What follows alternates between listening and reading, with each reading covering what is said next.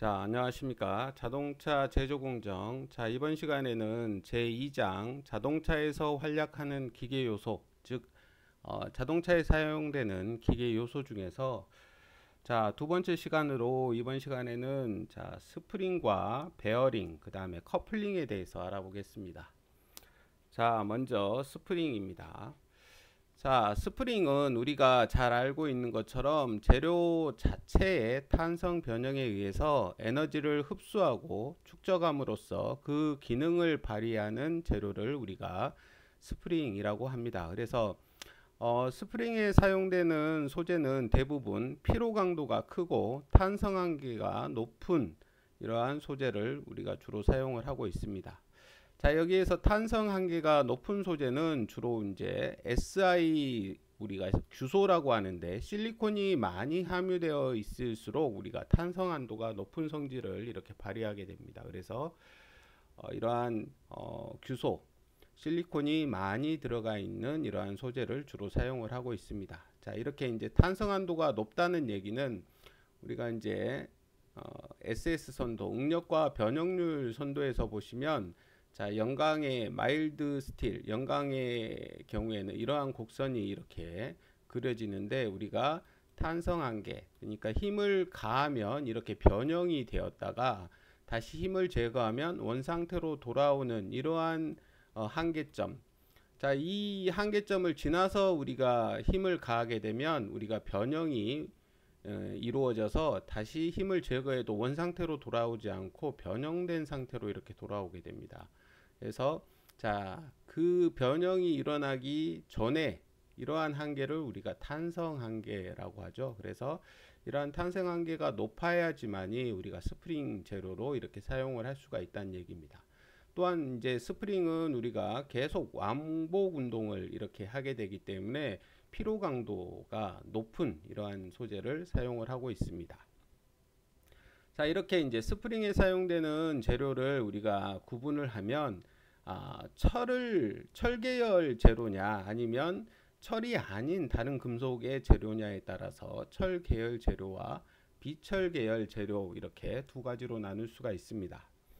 자, 이 중에서 이제 대부분의 우리가 산업 현장에서 사용되고 있는 스프링 재료는 우리가 철 계열 재료를 많이 사용을 하고 있고, 자, 비철 계열 재료는 아주 특수한 용도로만 우리가 사용을 하고 있습니다.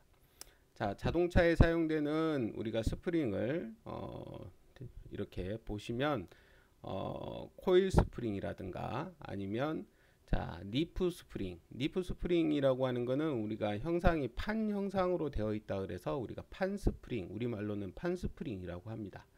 자, 그다음에 이제 막대 형태로 되어 있는 토션바, 이러한 스프링들이 우리가 이제 주로 사용하는 스프링이라고 할 수가 있습니다. 자, 그러면 이제 철 계열 스프링 재료를 알아보겠습니다. 철 계열 스프링 재료는 우리가 이제 성형하는 온도에 따라서 분류를 하면 우리가 이제 열간 성형 스프링 재료와 냉간 성형 스프링 재료로 나눌 수가 있습니다.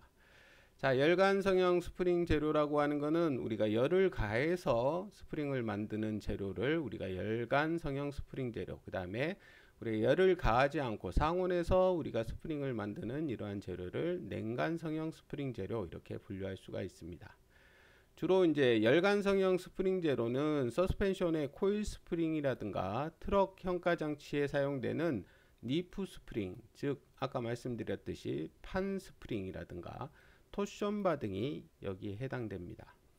그래서 이렇게 열간 성형을 한다는 것은 온도로 가열해서 이렇게 성형을 하기 때문에 우리가 비교적 크기가 큰 재료를 우리가 성형을 할 수가 있습니다. 그래서 860도에서 900도씨 정도로 가열을 해가지고 짧은 시간에 우리가 성형을 한 다음에 우리가 당금질 통에 이렇게 당금질 기름통에 넣어가지고 당금질을 하는 이러한 제작 공정에 의해서 만들어지는 이러한 스프링을 우리가 열간 성형 스프링 이렇게 얘기를 하고, 자, 거기에 비해서 이제 냉간 성형 스프링은 열을 가하지 않고 우리가 제품을 성형하기 때문에 비교적 작은 스프링을 제작할 때 주로 사용되는 방법입니다. 그래서 이러한 냉간 성형용 스프링에는 우리가 크게 세 가지가 있는데 오일 템퍼선, 그 다음에 피아노선, 그 다음에 스테인리스 강선, 이렇게 세 가지가 이러한 냉간 성형용 스프링에 해당됩니다.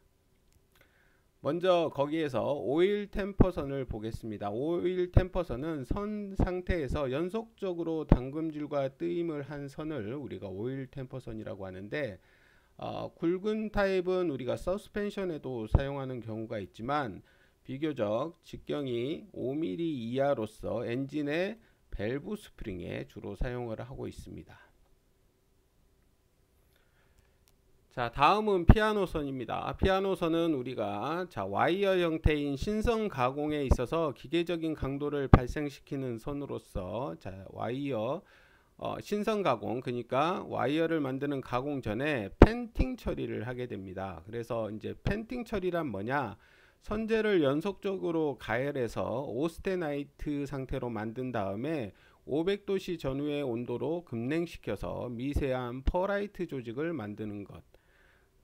그로 인해서 그 후에 온간에서의 신선 가공이 쉬워지며 스프링 재료에 어울리는 특성을 가질 수 있습니다. 그래서 우리가 내열성은 우리가 피아노선 같은 경우에 내열성은 오일 템퍼선에 뒤지지만 밸브 스프링에 주로 사용을 하고 있습니다.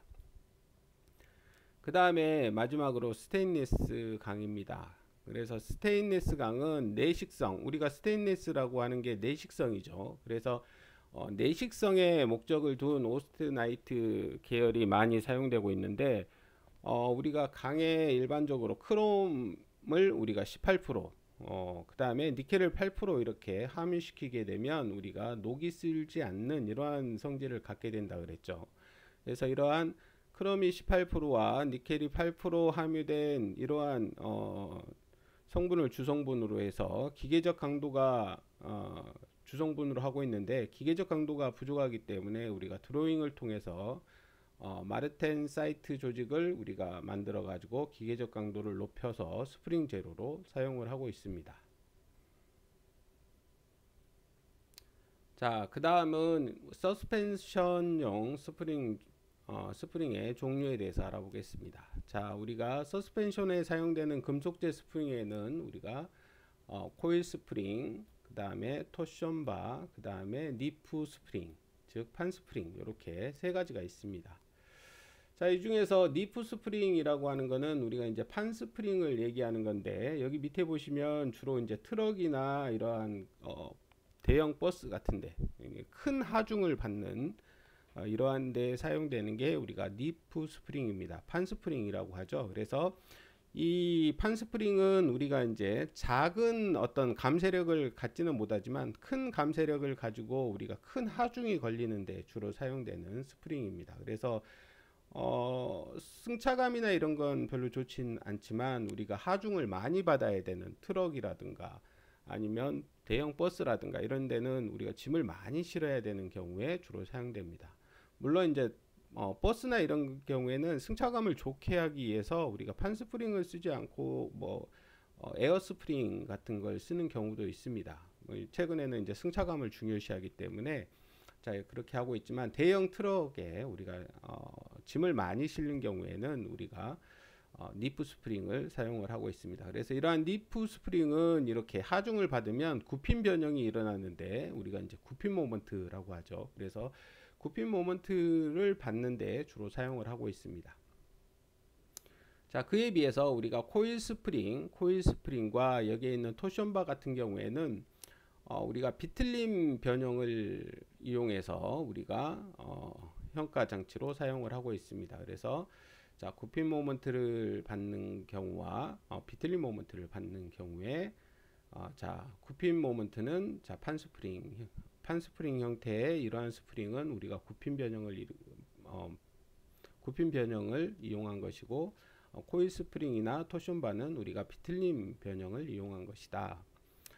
자, 그리고 이제 판 스프링은 주로 이제 어디에 사용되느냐? 아까 말씀드렸듯이 우리가 주로 버스나 대형 버스나 트럭에 주로 많이 사용되는데, 특히 이제 화물 같은 걸 많이 실는 트럭에 많이 사용되는데, 이러한 트럭의 차축 방식을 보시면 이러한 일체형 차축이라 그러죠. 좌우 바퀴가 일체형으로 이렇게 한 차축에 연결되어 있는 이러한 방식을 우리가 일체형 차축 방식이라 그러는데, 이러한 일체형 차축 방식은 좌우 바퀴에 따로따로 이렇게 독립적인 게 아니고 하나의 축으로 연결되어 있는 이러한 형태로 되어 있습니다. 그래서 우리가 이제 승차감은 별로 좋지 않지만 큰 하중을 받을 수 있는 이런 장점을 가지고 있죠. 그래서 차축 방식이나 더블 위시본 방식에 주로 이제 적용을 하고 있습니다.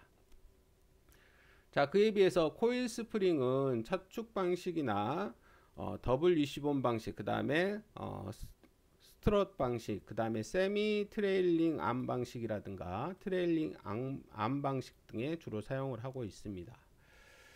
그 다음에 이제 토션바는 우리가 오프로드용 4WD 차량의 프론트 서스펜션의 더블 위시본과 조합해서 주로 사용을 하고 있다.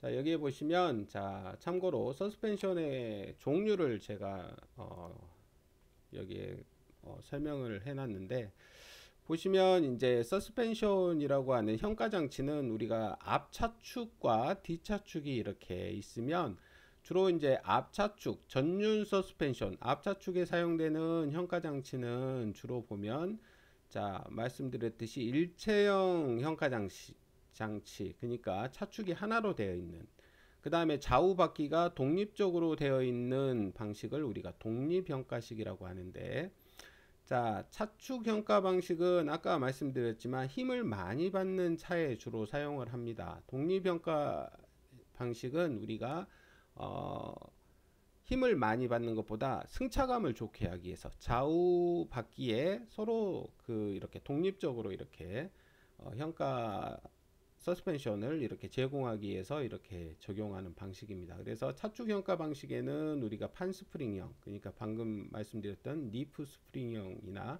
코일 스프링형을 우리가 적용을 하고, 그 다음에 독립 현가에는 스트럿형, 즉 이걸 우리가 이제 맥퍼슨이라는 사람이 이렇게 고안했다 그래서 맥퍼슨식이라고도 이렇게 얘기합니다. 그 다음에 자, 위시본형, 멀티링크형 이러한 것들이 이제 독립현가 장치에 해당됩니다.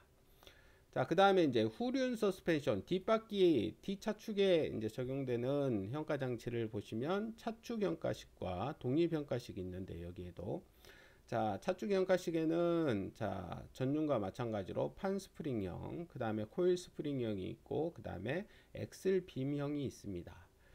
자, 그 다음에 독립현가식에는 스트럿형, 그러니까 맥퍼슨형식이 있고, 그 다음에 위시본형, 멀티링크형 이렇게 세 가지가 있습니다. 자, 그래서 앞 차축에 사용되는 독립현가식의 종류를 아까 세 가지가 있다 그랬는데, 스트럿형, 위시본형, 멀티링크형 이렇게 세 가지가 있는데 각각의 특성을 이렇게 간단하게 설명을 해놨습니다. 그래서 자, 스트럿형은 구조가 비교적 간단하고 공간면에서 유리한 장점을 가지고 있고, 쇼크 업쇼버를 내장에 스프링을 부착한 스트럿을 세로로 세운 형태로 되어 있고, 우리가 다른 말로는 맥퍼슨형이라고 주로 이제 부르고 있습니다. 그 다음에 위시본형은 스트럿형 등장 전까지 제일 많이 사용한 방식으로서 새의 가슴뼈 모양과 비슷하다 그래서 우리가 위시본이라고 부릅니다. 그래서 주로 상하 두 개의 암을 이용해서 우리가 더블 위시본형이라고도 부릅니다.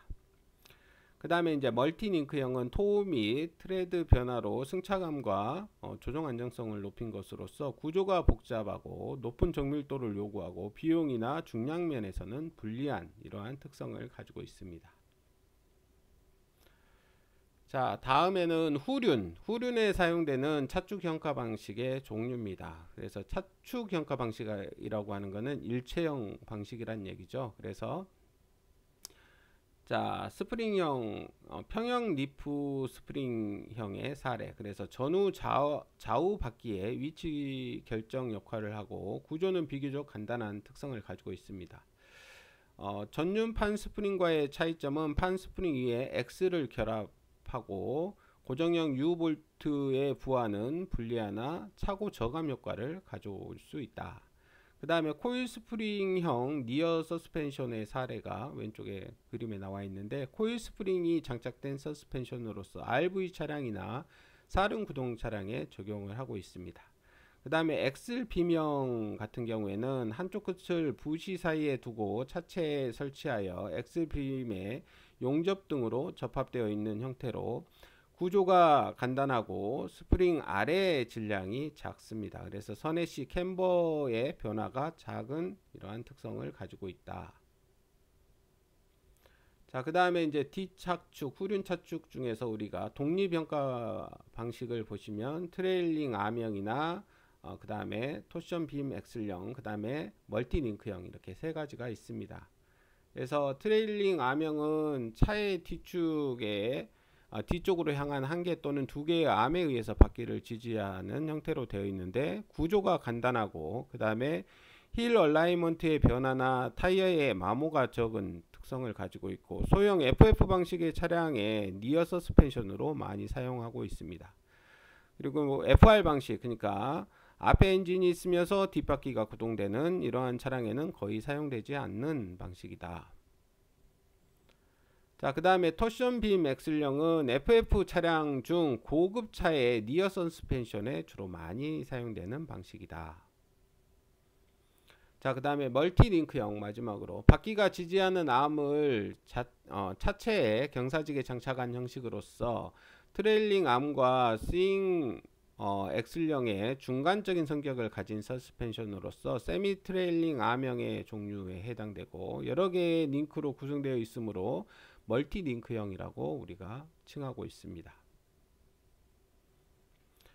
자, 그 다음에 이제 두 번째로 밸브 트레인 시스템의 코일 스프링에 대해서 알아보겠습니다. 우리가 이제 코일 스프링에서 우리가 서징 현상이라는 게 있는데, 자, 스프링 밸브의 개폐를 위해서 우리가 압축과 복원을 반복하게 되는데, 이러한 엔진 회전 속도가 빨라지면 압축과 복원이 이렇게 빨라지겠죠. 빨라지면서 고주파 성분에 의해서 가진되면서 공진을 일으키는 현상이 이렇게 발생되게 됩니다. 이것을 우리가 이제 서징 현상이라고 하는데, 자, 이러한 서징 현상을 방지하기 위해서 우리가 건선 피치를 변화시켜 비선형 스프링 정수로 우리가 하고 있습니다. 여기에 보시면 우리가 피치를 이렇게 일정하게 이렇게 하지 않고 피치를 다르게 이렇게 한다든가, 형상을 우리가 이렇게 균일한 형상이 아닌 이러한 원통형이 이렇게 볼록한 형상이라든가 원추형으로 한다든가 오목한 형상으로 한다든가, 이러한 형상으로 이렇게 함으로써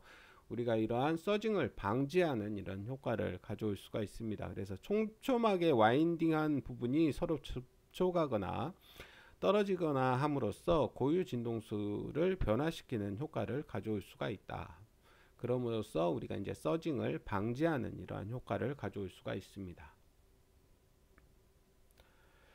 자, 그 다음에 세 번째, 코일 스프링 재료와 제조에 대해서 알아보겠습니다. 자, 코일 스프링의 재료는 자, 주주를 이루고 있는 열간 성형의 코일 스프링의 경우는 KS 규격에서 SPS로 이렇게 우리가 규격을 정하고 있습니다. 그래서 이러한 SPS 코일 스프링에 해당하는 금속은 우리가 저합금강으로서 우리가 다른 말로는 스프링 강제라고도 이렇게 칭하고 있습니다. 그래서 스프링강의 특성은 탄소 함유량이 비교적 높은 특성을 가지고 있습니다. 0.5에서 1.0 정도로 탄소 함유량이 많이 들어가게 되면 우리가 당금질성이 좋아지죠. 그래서 자, 당금질성이 좋아지는 이러한 특성을 가지고 있는데, 자, 당금질을 통해서 피로 강도를 향상시켜 줄 수 있습니다. 그래서 우리가 스프링강에 사용되는 재료는 탄소 함유량이 0.5에서 1.0 정도로 비교적 탄소가 많이 들어가 있는 이러한 재료를 택하고 있는데, 그 이유는 우리가 탄소가 많이 들어가면 당금질성이 좋아지고, 이러한 당금질을 통해 가지고 우리가 피로 강도를 향상시켜 줄 수 있기 때문에 우리가 고탄소강을 사용하고 있다.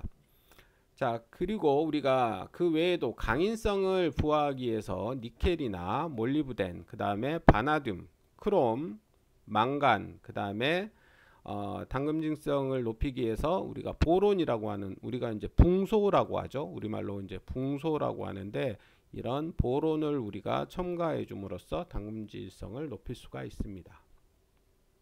주로 여기에 사용되는 이제 니켈이나 몰리브덴이나 바나듐이나 크롬이나 망간은 우리가 주로 이제 강성, 우리가 강도를 높여주는 이러한 특성을 가지고 있는 원소들이죠. 뭐 특히 니켈이나 뭐 크롬은 부식성도 올려주고 내마모성도 올려주고, 몰리브덴 같은 경우에도 내마모성이나 고온 특성, 이러한 것들을 올려주는 이러한 특성을 가지고 있습니다.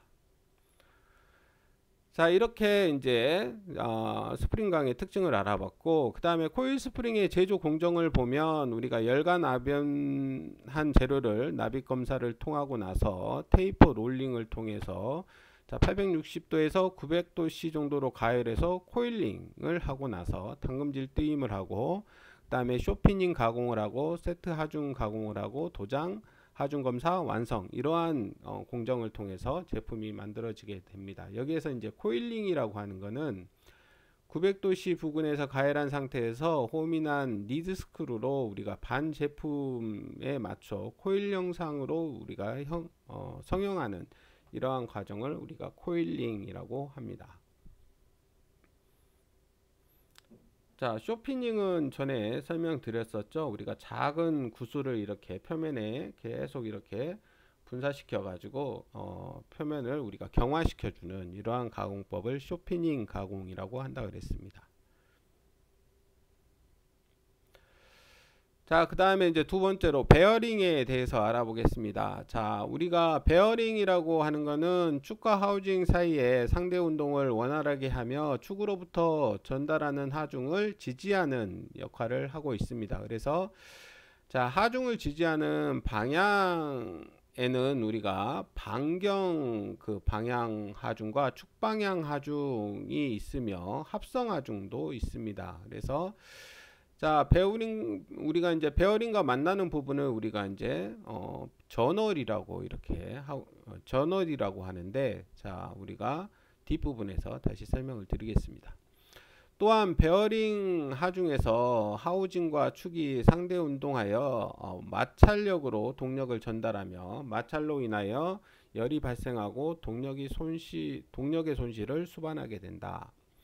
자, 베어링 내부의 접촉 방식에 따라서 우리가 이제 두 가지 방식으로 우리가 이제 베어링을 분류를 하는데, 자, 구름 베어링, 자, 롤링 베어링 이렇게 얘기하는데, 이제 우리말로는 구름 베어링, 그 다음에 미끄럼 베어링, 자, 슬라이딩 베어링, 이렇게 두 가지로 분류합니다. 자, 구름 베어링에서는 전동체에서 구름 마찰이 일어나고, 미끄럼 베어링에서는 축과 베어링 사이에 윤활유에 의해서 유막이 형성되어 미끄럼 마찰에 의해서 우리가 이제 운동하는 이러한 형태로 되어 있습니다. 그래서 자, 미끄럼 베어링과 구름 베어링의 특성을 고려하여 용도에 적합한 것을 선택해서 우리가 이제 사용을 해야 된다. 자, 우리가 이제 미끄럼 베어링과 구름 베어링을 비교해 놨는데, 자, 뭐 미끄럼 베어링 같은 경우에는 유막 형성이 늦은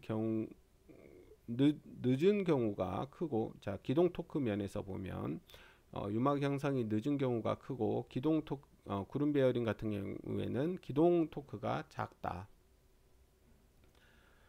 자, 그 다음에 충격 흡수 면에서는 유막에 의해서 감쇄력이 우수하고, 자, 구름 베어링 같은 경우에는 감쇄력이 작아 충격 흡수력이 작은 특성을 가지고 있고, 그 다음에 간편성 면에서 보면 미끄럼 베어링은 제작 시에 전문 지식이 필요하고, 자, 구름 베어링은 설치가 간편한 특성을 가지고 있다. 그 다음에 강도 면에서 보면 강성에서는 미끄럼 베어링은 강성이 작고, 그 다음에 구름 베어링은 강성이 큰 특징을 가지고 있습니다. 자, 운동 속도를 보면, 자, 미끄럼 베어링은 공진 속도를 지나 운전할 수 있고, 그 다음에 구름 베어링은 공진 속도 이내에서 운전해야 하는 특성을 가지고 있고, 자, 고온에서 우리가 사용하는 것을 보면, 고온에서의 특성을 보면 미끄럼 베어링은 윤활유의 점도가 감소하는 특성을 가지고 있고, 구름 베어링은 전도체의 열 평창으로 고온 시에 냉각 장치가 필요한 특성을 가지고 있습니다. 그 다음에 이제 규격화에서 보면 미끄럼 베어링은 자가 제작하는 경우가 많고, 그 다음에 구름 베어링은 표준형 양산품으로 호환성이 중요하다는 얘기죠. 그래서 이거는 이제 주로 이제 표준형으로 이렇게 제품이 양산되고 있다. 자, 그래서 우리가 이제 아까 베어링하고 우리가 만나는 부분이 전월이라 그랬죠. 그래서 이걸 이제 페어라 그러는데, 자, 베어링은 회전하는 축을 지지하는 역할을 하고 원활한 회전을 유지하는 역할, 그 다음에 하중 및 축 자중에 의해서 마찰 저항을 감소시키는 이러한 특성을 가지고 있고, 전월이라고 하는 것은 베어링과 접촉하는 축 부분으로서 우리가 축 반지름 방향의 하중을 지지하는 역할을 하고 있습니다. 그래서 이러한 전월의 종류를 보시면 내디얼 전월, 그래서 내디얼 전월은 우리가 하중이 축에 직각으로 작용하는 것을 우리가 내디얼 전월이라고 합니다. 그래서 밑에 보시면 자, 엔드 전월이나 중간 전월, 이게 이제 축하고 우리가 이제 베어링의 전월이 우리가 직각으로 되어 있는 이러한 경우를 우리가 내디얼 전월이라고 하고, 그 다음에 이제 스러스트 전월이라는 게 있는데 하중이 축방향으로 이렇게 작용하는, 이렇게 축방향으로 하중이 같이 작용하는 이러한 형태의 전월을 우리가 스러스트 전월이라고 합니다. 그래서 자, 이러한 스러스트 저널은 우리가 피봇 저널하고 칼라 저널, 이러한 것들이 우리가 스러스트 저널에 해당됩니다. 자, 그 다음에 테이퍼 저널은 약간의 추력도 지지할 수 있도록 원통형 저널에 테이퍼를 주어 원뿔용으로 한 것을 우리가 테이퍼 저널 이렇게 얘기를 합니다.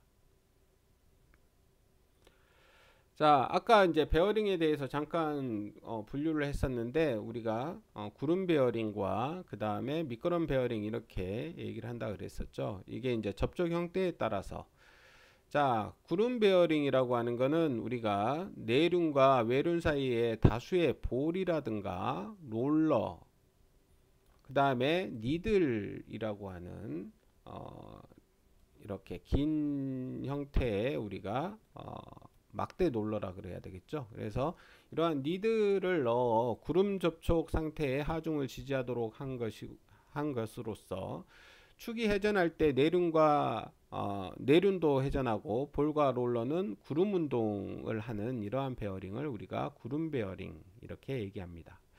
자, 거기에 비해서 미끄럼 베어링은 전월과 베어링 면의 중간 매개물로서 윤활유가 유막을 형성하고, 자, 미끄럼 접촉하는 베어링을 얘기합니다. 그래서 유막의 압력으로 하중을 지지하는 베어링으로서 유체 윤활로 마찰을 감소시키는 이러한 효과가 있습니다. 그래서 미끄럼 베어링은 우리가 이제 판 형태로 이렇게 되어 있죠. 그래서 면이 이렇게 미끄러지는 형태로 이렇게 되어 있습니다. 자, 하중 방향에 의해서 우리가 분류를 하면 레디얼 베어링, 그 다음에 스러스트 베어링, 그 다음에 원뿔 베어링, 이렇게 세 가지로 나눌 수가 있고, 자, 그 외에도 특수 베어링에 보시면 전자기 베어링, 그 다음에 초전도 자기 베어링, 이러한 것들이 있습니다.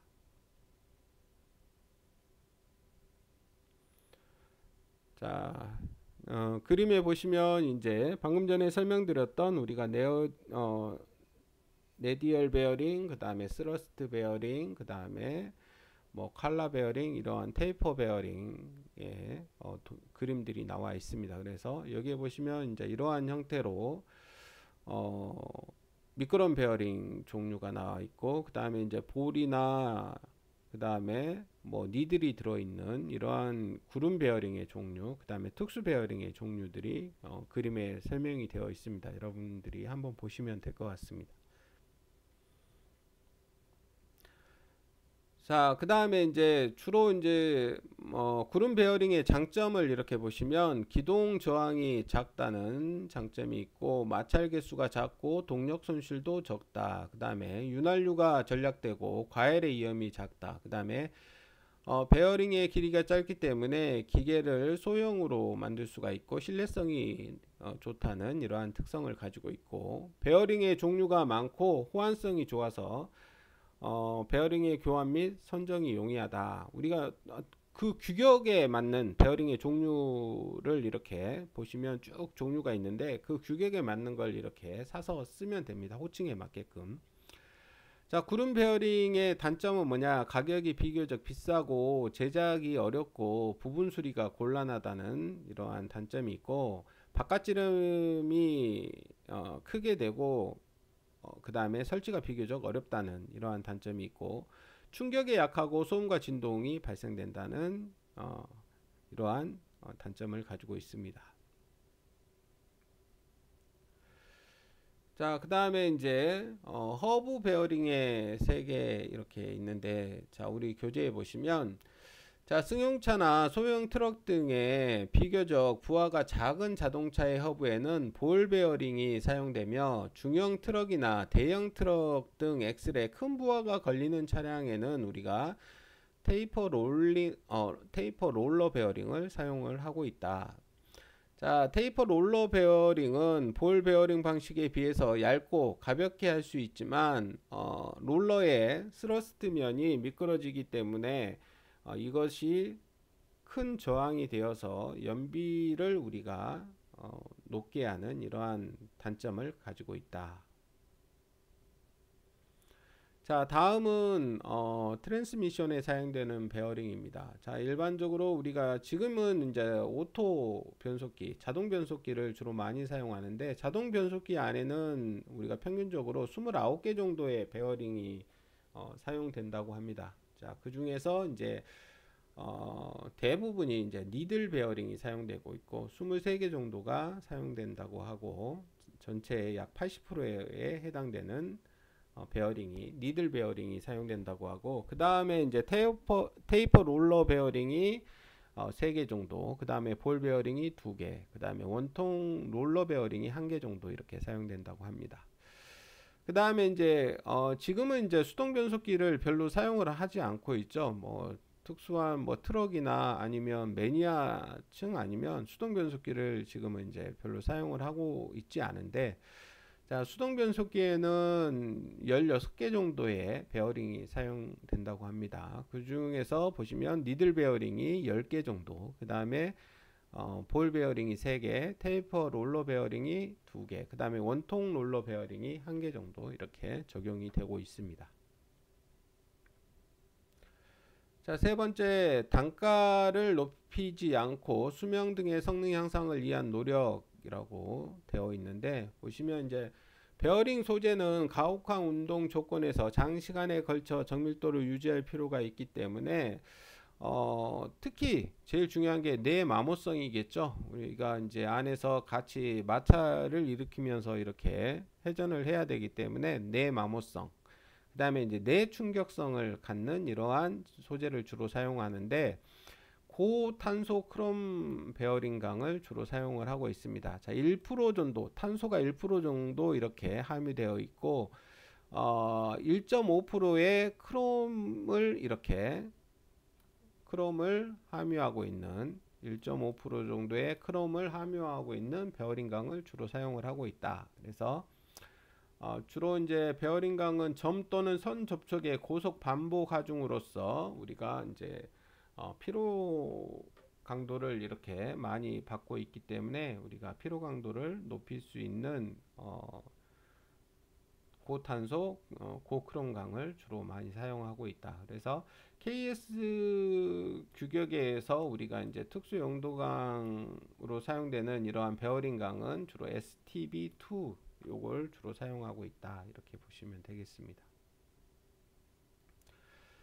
자, 그 다음에 네 번째 플레인 베어링. 자, 우리가 이제 책에는 플레인 베어링이라고 되어 있는데, 플레인이라고 하는 거는 우리가 미끄럼 베어링을 얘기하는 거죠. 미끄럼 형태로 이렇게 면과 면이 이렇게 접촉하게끔 되어 있는 이러한 베어링을 우리가 플레인 베어링이라고 합니다. 우리 책에는 이제 플레인 베어링이라고 계속 표현을 하고 있는데, 우리가 일반적으로는 미끄럼 베어링이라고 더 많이 이제 우리가 칭하고 있습니다. 그래서 구름 베어링, 미끄럼 베어링 이렇게 두 가지로 이렇게 구분을 하고 있는데, 자, 이러한 플레인 베어링은 미끄럼 베어링이라고 이렇게 생각하시면 되겠습니다. 그래서 플레인 베어링은 우리가 단순한 형태를 한 플레인 베어링에는 일체 타입과 분할 타입이 있습니다. 그냥 하나의 통으로 되어 있는 이렇게 동그란 형태의 이런 베어링이 있는데 이게 하나로 이렇게 일체형으로 되어 있는 경우가 있고 이렇게 양분되어서 분할할 수 있게끔 이렇게 되어 있는 타입이 있다. 자, 일체형 타입은 축을 꽂지 않으면 안 되기 때문에 일반적으로 작은 것에 한정되며 주로 이제 일체형은 작은 것에 한정되어 있고 엔진에서는 커넥팅 노드의 소단부에 우리가 주로 이제 사용을 하고 있습니다. 그 다음에 이제 분할 타입의 플레인 베어링은 우리가 조립도 편리하기 때문에 큰 구조나 엔진 등의 크랭크 축 등에 우리가 사용을 하고 있습니다. 자, 그 다음에 세 번째 커플링입니다. 커플링. 우리가 이제 커플링은 물건과 물건을 맞붙이는 부분에 사용되는 우리가 것이기 때문에 영어로는 우리가 조인트라고 합니다. 조인트. 자, 그래서 회전축의 방향을 바꾸는 커플링이 자동차에는 세 군데 이렇게 사용이 되고 있는데, 자, 프로펠러 샤프트, 그 다음에 드라이브 샤프트, 그 다음에 스티어링 샤프트, 이렇게 세 군데 우리가 커플링이 사용되고 있습니다. 자, 밑에 보시면 스티어링 샤프트에 사용되는 유니버셜 조인트를 여기에 나타내고 있습니다. 그래서 차량 한 대에 이것을 두 개를 이렇게 사용하고 있다. 자, 유니버셜 조인트를 보시면 우리가 구성은 크게 세 가지로 이렇게 되어 있습니다. 자, 요크와 요크 입력축과 출력축 요크가 있고, 자, 이러한 요크와 요크를 연결하는 십자형의 축이 있는데 이렇게 세 개로 이렇게 구성이 되어 있습니다. 그래서 자, 프로펠러 샤프트와 스티어링 샤프트에 사용되는 커플링을 우리가 유니버셜 조인트라고 하며, 다른 말로는 카르단 조인트 또는 훅 조인트, 그리고 우리가 이제 형상 때문에 우리가 크로스 조인트나 십자 커플링이라고도 우리가 부릅니다. 그래서 유니버셜 조인트는 십자축하고 그 다음에 입력축 쪽에 요크, 그 다음에 출력축 쪽에 요크, 이렇게 세 개로 구성이 되어 있습니다. 자, 그 다음에 이제 등속 조인트의 대표 버필드 조인트가 나오는데, 우리가 이제 구동축과 피동축 사이에 등속 차이 없이 등속 상태에서 회전을 전달하는 조인트를 우리가 등속 조인트라고 하는데, 등속 조인트는 종감속 기어에서 나오는 구동력을 우리가 구동 바퀴까지 각의 변화와 길이의 변화를 주어 회전 속도와 토크의 변동 없이 동력을 일정하게 전달해 진동 소음을 우리가 발생을 감소시키고 승차감을 높이기 위해서 우리가 등속 조인트를 사용을 합니다. 우리가 이제 유니버셜 조인트라고 하는 게 우리가 축이 이렇게 길어지면 휘었을 때 우리가 진동을 발생시키기 때문에 우리가 유니버셜 조인트를 통해서 각이 이렇게 생겼을 때도 진동이나 소음이 발생되지 않게끔 연결하는 역할을 하고 있는데, 자, 이러한 그 등속 조인트는 우리가